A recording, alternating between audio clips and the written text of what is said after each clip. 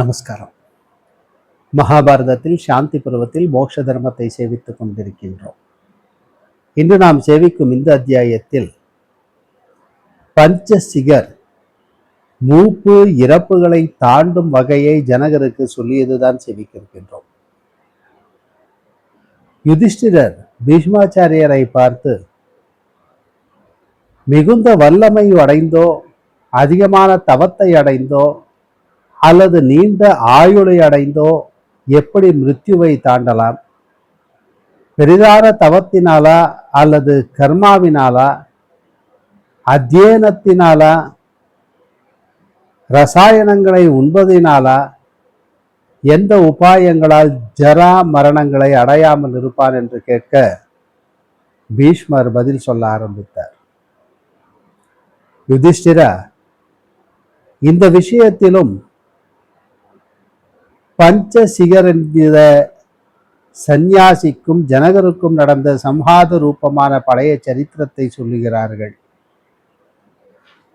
விதேக குலத்தில் உதித்த ஜனக மகாராஜர் வேதத்தை நன்றாய் அறிந்தவரும் தர்ம அர்த்தங்களில் சந்தேகம் இல்லாதவருமாக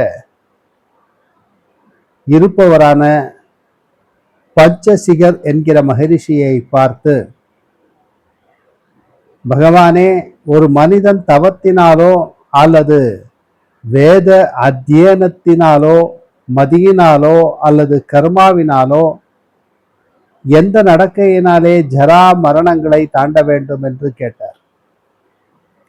இவ்வாறு கேட்க எல்லாவற்றையும் பரீட்சாத்தமாய் உணர்ந்த அந்த பஞ்சசிகர் விதேகராஜரை பார்த்து, இந்த ஜராமரணங்களுக்கு நிவர்த்தி இல்லை, ஒரு விதத்தாலும் இவைகளை மீறி செல்ல முடியாது, சென்ற பகல்கள் மறுபடியும் திரும்புவதில்லை,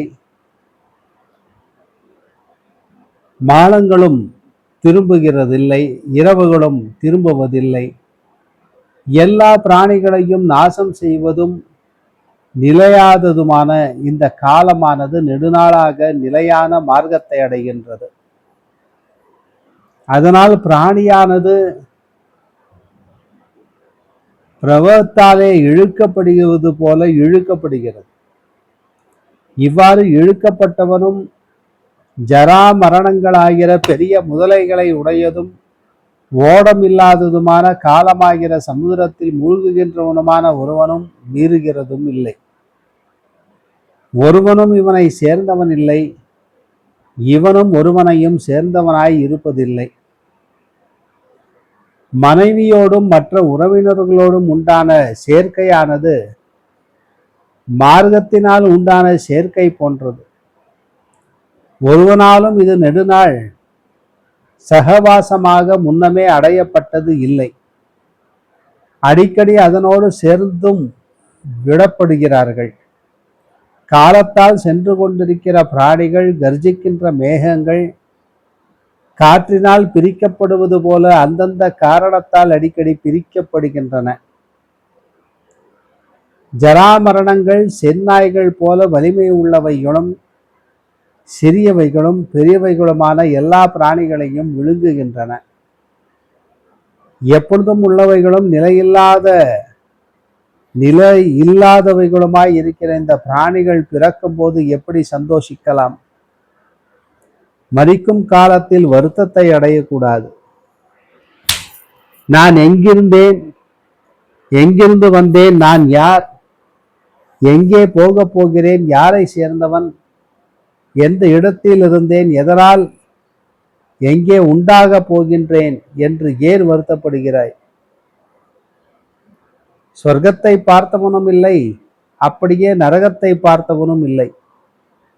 வேதங்களை அதிக்கிரமியால் தானம் செய்யவும் வேண்டும், யாகம் செய்யவும் வேண்டும் என்று மறுமொழி கூறினார் என்று சொல்லி இந்த அத்தியாயத்தை பூர்த்தி செய்கிறார். மீண்டும் நாளை சந்திப்போம். நமஸ்காரம்.